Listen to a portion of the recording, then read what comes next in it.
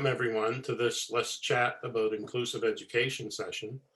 Our goal in these sessions is to introduce you to individuals across Canada who are doing things to make our schools inclusive.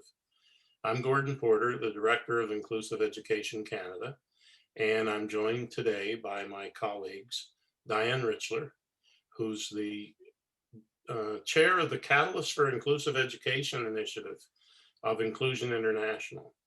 Diane's also a former executive vice president of what's now Inclusion Canada. And my other colleague is Jackie Speck, who's a professor of education at Western University in London, Ontario, and director of the Canadian Research Centre on Inclusive Education, where she works with colleagues from across the country, probably more than a couple of dozen of them, who are focused on academic work on inclusive education. So we're pleased to have as our guest today, Donna McGhie-Richmond, who's a professor at the University of Victoria in British Columbia. And she's worked for a number of years in different parts of Canada on inclusive education. And you can see more about her and her work on our website. If you go there and check out our network of associates, Donna is one of them. And today we're going to have an informal chat with her about her work. So welcome, Donna, and share with us how it is that here in the year 2021, you're somebody whose work is focused on inclusive education. Oh, goodness. Well, thank you so much for inviting me to be part of this amazing project. I'm really excited to be here and share my experiences, which, goodness, I'll have to give you the Coles notes of my journey. I think they basically go back, in terms of my own beliefs about inclusive education, I think they go back to my own experiences in elementary school.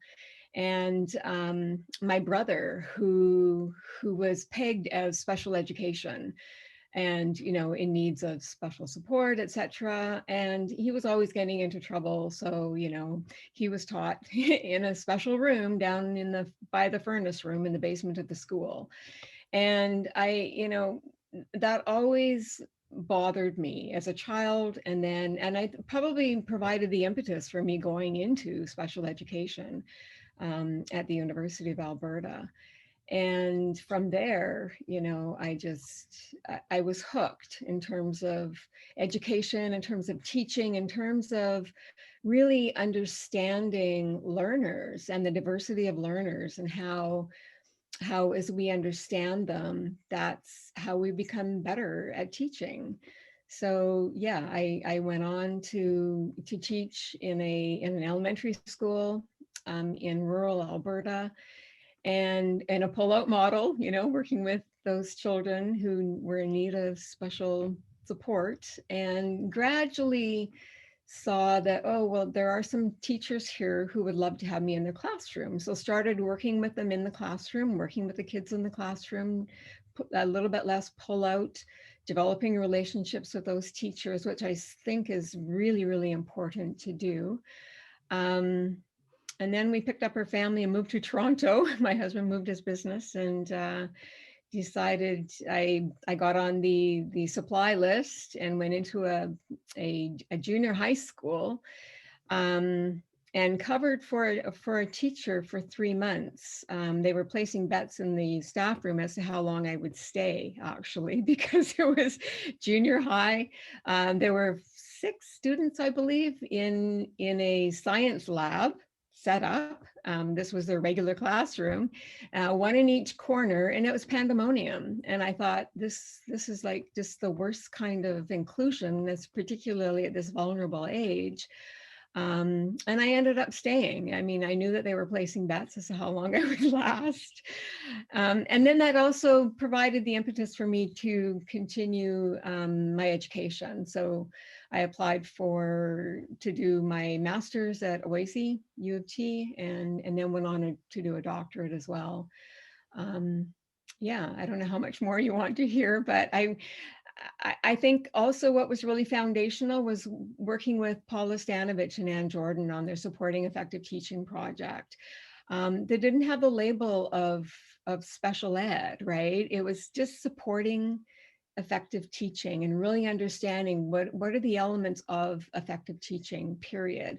And, you know, working very closely in teachers' classrooms, observing them, talking to them about their practices, and really trying to understand what was at the heart of their teaching. What are the elements of that? So if you were to go into a school in your community around Victoria, BC now, Mhm. how would the attitude of children and teachers be towards inclusion compared to when you started teaching in Alberta, whatever Oh, number of it's very years ago? different. I think we have come a long way. Overall, I really do think we have made a lot of progress. I think the teachers that we are now graduating as well, the new teachers, may be overwhelmed, but they certainly now have that special ed course, perhaps one or two of them in their programs. They understand diversity. Their classrooms are much more diverse than they were back then. And that diversity it's highlighted in a more of a positive sense rather than a negative sense for teachers. Um, and you know, I think also when those new teachers are going into their class, into their schools, they're hopefully working with you know seasoned teachers who have a really strong understanding of inclusion and have very positive attitudes towards it. But I'd say overall the schools are a lot more accepting, very much so. Where do And you, yeah, go ahead, Jackie. sorry, Donna, where do you think that's come from? Like, why is that? Why are we more accepting now? Do we have to be, or are there better programs? Are there better understandings? Is there better professional learning? I think all of the above. I think our communities are much more diverse, and there's a lot more discussion about that diversity. So it's in our communities, it's in our society. And you know, it's also definitely coming from our teacher education programs. There is a lot more of education around students who have special needs.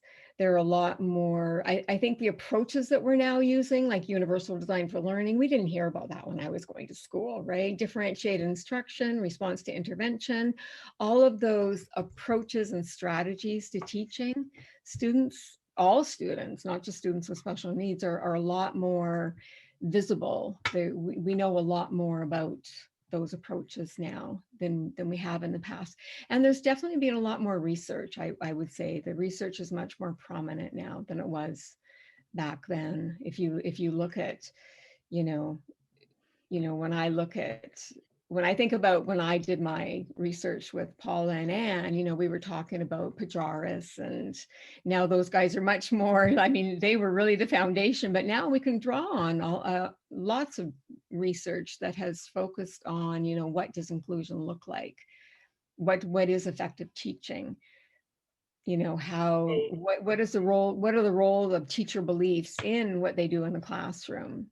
Mhm. What you've said kind of reminds me that back in the, let's say, mid 80s, when Diane and I were both active with what was then the National Community Living Group, when we were trying to promote inclusive education, you tended to go to the United States to get people to come to Canada to give instruction Mhm. that was trying to stimulate. It was, I mean, we didn't try to remake teacher education in Canada, but we were trying to light a spark. And part of that we did in summer institutes at McGill for many years. Mhm. And the sense was that there really weren't very many people doing research or talking about inclusion in Canada at the That wasn't the sense, that was the reality. I'm trying to be Yeah. generous here, at the university level. So how would you say that's changed, and what does it mean if there has been change to our prospects in Canada? Oh, there's been some really significant change in terms of the scholars that we now have who are looking at inclusive education, who have over the past 20 years looked at inclusive education. So that body of research has really increased. Canadian research has increased. I also think that there have been, you know, with the internet, there have been a lot more opportunities for that international research that has taken place.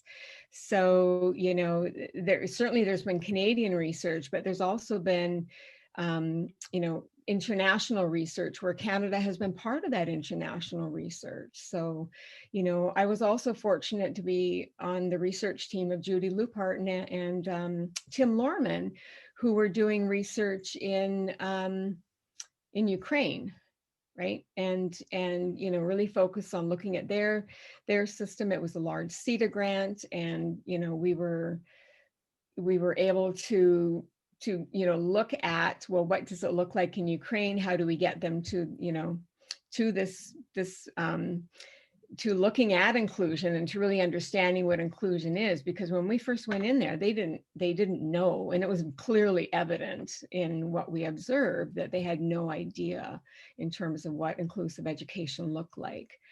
So I So guess that's recognition that yeah, we don't have to import knowledge about inclusion now. no, Canada no, could no, be an we don't. exporter. Yeah, we Well, are.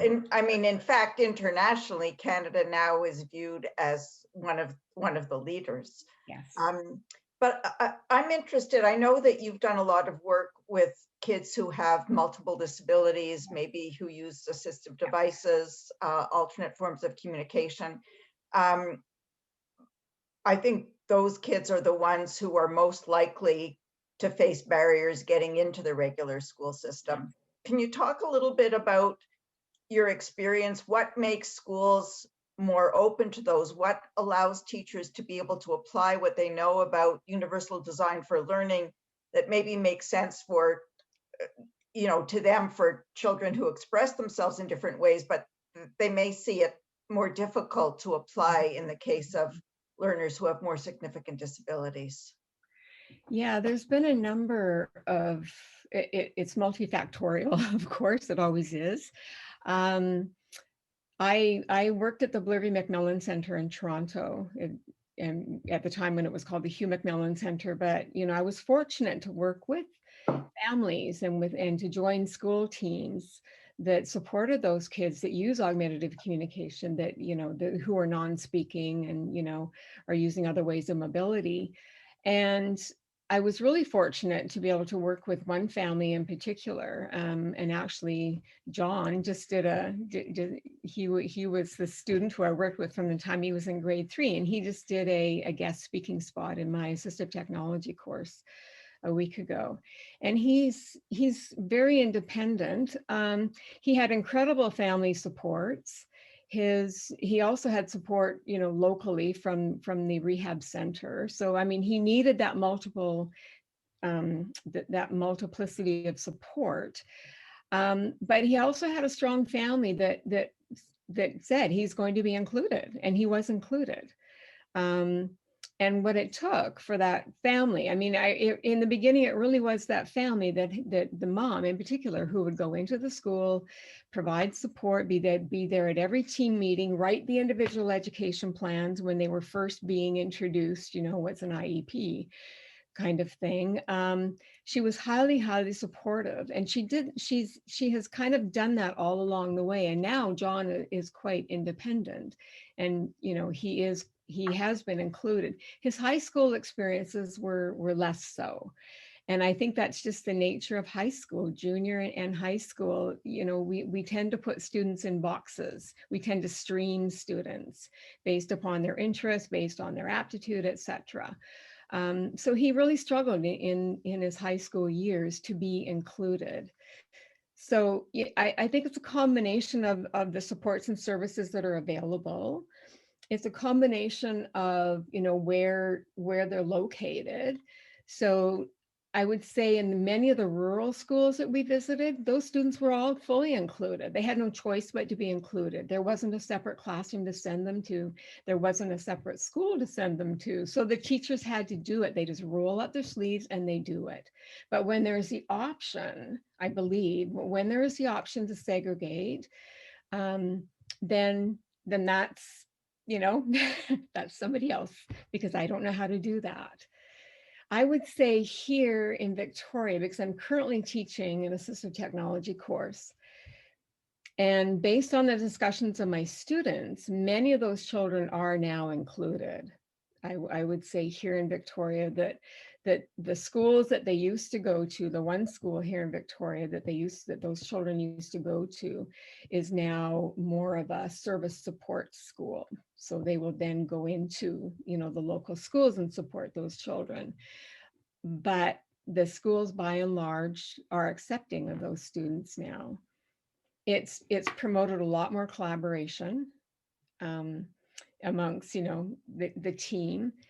Would They a just, lot of those students have aides, or are the yeah, teachers they really may on have their an own? aide. Yeah, those children with severe disabilities would definitely have a teacher aide. Yes, they would. Yeah. And what do you see in systems that can't afford that? Um,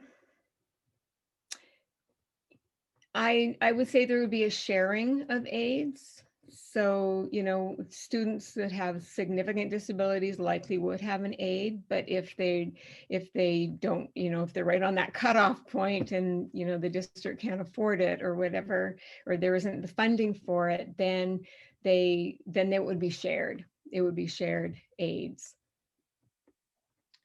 So The Moore decision by the Supreme Court a few years ago was based in BC, and it mandated that services that a child needs were required to be provided. It really wasn't an option Yeah. for the school district to say, well, no, we're not going to invest in that. We're going to do something else with our money. And, you know, when you read the Moore decision, it's a pretty strong basis to say that school districts have to provide the kind of service that the child needs. Mhm. Has it had much impact on education generally and inclusion in BC schools? I want to say yes, it has. And that's strictly on what I'm hearing from the teachers that I'm teaching in both in our graduate program, and we run a certificate and a diploma program in special / inclusive education. And those are all practicing teachers. You know, at the end of it, they get a certificate and a diploma program. And from what they are sharing, yes, there are those students are being supported. So You they know, all know about the Moore decision, yes, yes, because I think generally in Canada, people don't. A yeah. lot of people I I talk would, to in the school system in the more eastern part of the country, it right. seems to have passed over people's heads. Yeah. I would say it, yeah, I mean, I would say that they have heard about it. You know, it's not necessarily a focus. Well, and of course, the Moore case does not say the service has to be inclusive. Right. Now there's the trick. And I Mhm. guess one of the things I've always thought is that people like yourself and Jackie, who have the awesome responsibility of teaching our next generation of teachers, need to put in their heads the fact that appropriate service to children is inclusive service. Yes. Yeah. And that will get us closer to Yeah. achieving what we want. Exactly. How do you see that playing out? That's certainly the message that we send out in our programs to the teachers, and it's certainly evidenced in the discussions that we're having with them.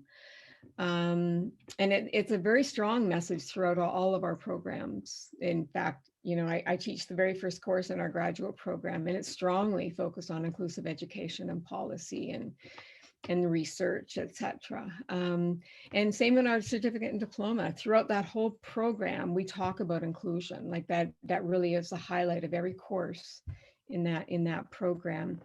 And in our discussions, I would say that the teachers, I mean, the teachers that are taking the program want to become better teachers. So they already have that strong belief, right, in improving their practices.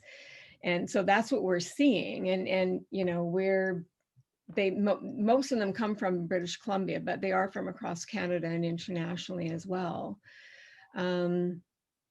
Yeah, I mean, we go over the policy. There's still, I mean, the British Columbia policy still has that little bit of an out, right, in terms around inclusion. So, you know, that needs to change. It's a 2016 policy and it has not changed. And that's what I was, sort of thinking about when you started talking about John and his family being so supportive and his parents having to do a lot Yes. of this. And, we've introduced a few other people as well. And that's what it always seems to come down to is it's the parents who are there and who are advocating. And yet what you just said, right, with the policy, there's always a little out. There is an out. So, when do we change the policy so that Yeah. there isn't an out and the parents don't have to continually feel like they're fighting or choosing which hill to die on, as somebody put it? Yeah. And I would say some parents want the segregated setting for their child because they see their child as needing those special services, and here's where I get those special services. And, you know, I don't, and I guess maybe they don't see that the inclusive classroom or the inclusive school could also provide those kinds of supports. And indeed, there's probably, you know, schools that can't provide that level or that degree of support. So, I mean, that's just not something that they envision for their child. Are there still standalone segregated schools for kids with intellectual disabilities in BC? No, I believe that there are not. Okay. No. Can But I there are- switch gears for a second? Yep. Because I love the name of your certificate and diploma program in educational psychology and leadership studies. Yes. It's the leadership that I'm interested in. Exactly. How are you forming leaders? What's the magic ingredient? How are we forming leaders? Well, yeah, I mean, our program is educational psychology and leadership studies, but, you know, in our faculty, there's curriculum and instruction, and then there's educational psychology and leadership studies. And we used to kind of be all together. But now C&I, curriculum and instruction, is basically the teacher education program. And we, as part of educational psychology, we teach courses within that C&I program. And so we have leadership studies, and yes, principals and other leaders, you know, people who want to become leaders, they take courses in leadership studies. It is a separate kind of a unit within our program. But you probably know something about it. I mean, and I'm sure that you see that some of the people that you're teaching will eventually want to move into those roles. Not so much? Not so much. No, not so much. Many of them, you know, I think we are so focused on inclusive education and preparing teachers, you know, in terms of their master's or MEd, et cetera, a certificate and diploma program. There really isn't a lot of collaboration between leadership studies and educational psychology. But Gordon, for years, and certainly echoed by others, has talked about the importance of leaders in promoting inclusive education. If you don't have strong leadership within the school, within the system. Yeah. And yeah, and I totally agree. And that's why, you know, having someone like Steve Sider and his work on leadership studies is just so fascinating, because I totally agree. I mean, it really is the principal in the school that provides that foundation for understanding the kind of school that we are going to be here, right? And so it really is very much their beliefs around inclusion and their understanding around inclusion. I think what I'm seeing more is that if there are if there are principals here in BC who want to, get their degrees and whatnot, they're not necessarily looking at our program in terms of educational psychology and leadership. They might go into leadership studies, because I know that there are some principals who do take the leadership studies route in terms of getting a post degree. But yeah, I mean, we talk about in our courses, we talk about leaders in the school and how, in terms of decision making and in terms of being the leader and what that means. And we talk a lot about, beliefs, not just teacher beliefs, but also, principal beliefs, and how that supports or interferes with inclusive practices. In some parts of Canada, I've gathered from experience that people who've been very successful resource teachers or support teachers Mhm. tend to rise into administrative rank and end up being vice principals and principals, which is a different route than principals training in inclusion, whereas you train people to inclusion, Yeah. and then they are the natural principals and leaders of Yes. their schools Yeah. moving forward. Have you found that at all?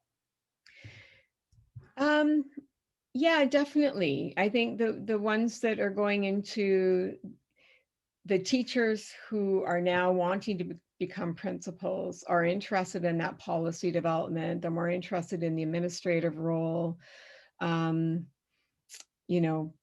of moving up Well, through. and it's certainly arguable that teachers who are able to help other teachers with their most challenging situations are naturals to become leaders of the school. Yes, yes. We've had a few of them in our program, definitely, who are very much interested in becoming leaders in their school. And which is wonderful, because that they have a solid foundation in inclusive education. They understand kids. They also understand the importance of collaboration and communication amongst their staff, right? So, and they support that. They provide that release time. They lead in such a way that they are providing opportunities for their teachers to work together, to plan together, to collaborate. So they get it, right? They totally understand it. Well, Donna, these are chats which are meant to be time limited, and our time is nearly up. And it's been great talking to you. But is there any final point that you'd want to share with us, or thought you'd like to share with us about Final inclusion point. in Canadian schools from your perspective? I'm optimistic. When I reflect back on where we've been, and and where we're going, I'm much more optimistic than I would have been before. I think we had a long way to go in the beginning. Now we have come a long way. We still have further to go, but I think we are getting there. I really do, on all fronts. So yeah. Well, I think work by yourself and your colleagues like Jackie and others are a key part of making sure that happens. So thank you for being with us, Thank you. and we look forward to other collaborations going forward. Sounds good. Thanks for the opportunity. Bye bye. Donna. Bye.